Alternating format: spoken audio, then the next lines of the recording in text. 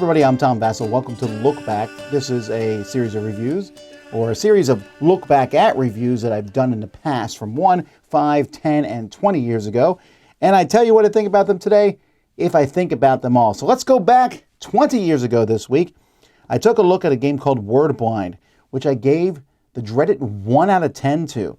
And at the time, in my review, I wrote, this is number 302 out of my 302 games. The day when I played 302 games. But it's just a terrible trivia game that was just awful, and I hated every bit of it. Time Control. This one I remember because I got this one. This is, I believe, the first review copy that was ever sent to me. And as you can see, I started off with a bang, giving it a 3 out of 10 here. It's such a cool idea, time travel in board games. It cannot be done well, I think. Or it's hard to do well. There's a few games, and I know people tell me, but this idea of jumping around through time, but you could interrupt people at any time. The rule book was horrific. It was just a huge mess. I wanted to like it so much more. Slamwich. Now, this game originally came out in 1994. I get why people like this. It has the cool bread. You're making a fun sandwich, but it's just not one I enjoy. 5 out of 10. And Medina, 20 years ago. I know that Stronghold republished this later on, did a good job of it. This one is just an idea. It's a little bit of chicken in a sense, because you're building up the city, and at some point you want to claim buildings, but you want to make them a little bigger before you claim them. I like that concept. 7.5.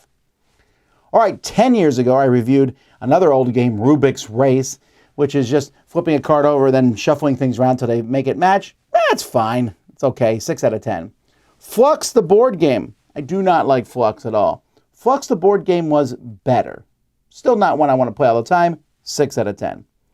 What's he building in there? Now, this is a game, I love the theming of this game so much. You're a mad scientist doing stuff. This one has dropped a bit for me. It was a 7.5, now it's a 6. And it's because as the years have gone by, this game has become too constrictive as to where you could place workers.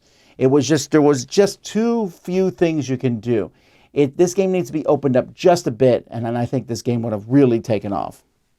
Spirium. This is a smaller game from William Adia, who's best known for Kalis, but it's a nice little, not filler-style game, but almost close. 7 out of 10. Space Cadets Dice Duel. This one is sad for me because I like this one a lot. This is the follow-up to Space Cadets, but there's 2 people playing, and you're rolling dice, and you're fighting in real time. And like 6 months after this came out, then we had Captain Sonar, which just killed this game. But it's still a good game. You can get it pretty cheap nowadays. 7 out of 10. Take It to the Limit. This is a reworking of Take It Easy. Just kind of a bingo-esque game where someone calls out a tile and everyone places that tile on their board and you're trying to score in different ways. I like it. 8 out of 10. And then Tapple. This silly little party game where you just say something with a letter and press the button down and pass it around. It's a mass market game, but it just works well. I find myself, this gets better more often, so I'm raising it from a 7.5 to an 8. All right, 5 years ago, I took a look at Game Night in a Can. You want to see me go off on a game? This one didn't get a 1 somehow. It got a 2, but that's still pretty terrible. No effort put into the making of this game.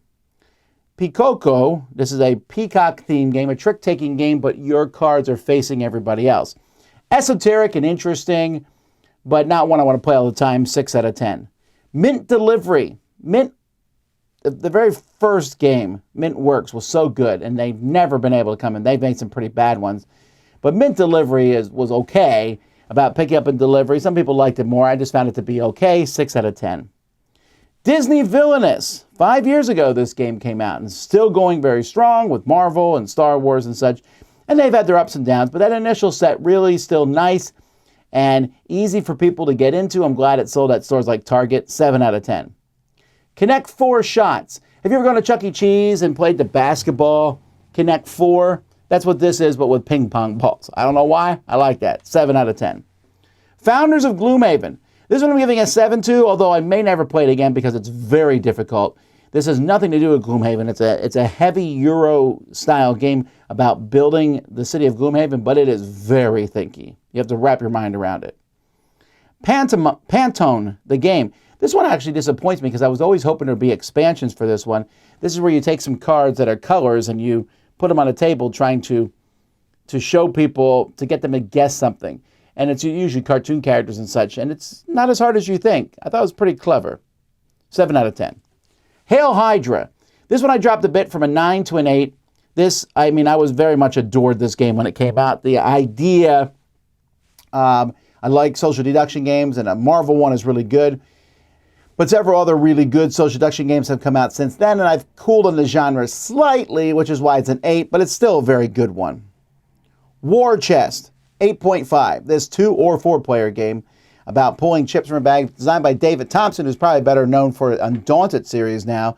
But this abstract strategy game with high component quality, just really, really well done game.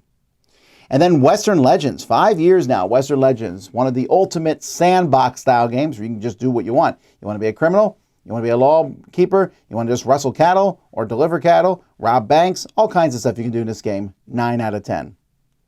Last year, I took a look at Yak. The first, I think, big miss from Pretzel Games. As you pick up and deliver as you're moving yaks around, there just wasn't anything really interesting about it. 5 out of 10.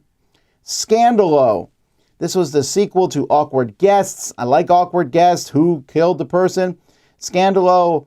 Who committed a scandal? What newspaper is going to break the story is not as interesting as a theme, but I also found it to be much more convoluted, not interesting. 5 out of 10. E.T. the Extraterrestrial. A mass market style game. Get E.T. out. That's okay. 6 out of 10. Squid Ink. This one here, a game in which you are playing different fish in different locations. I guess I gave it a 6, but I don't really particularly like this game from WizKids, so it's actually a 5. Next Station London. I'm actually looking forward to playing Next Station Tokyo.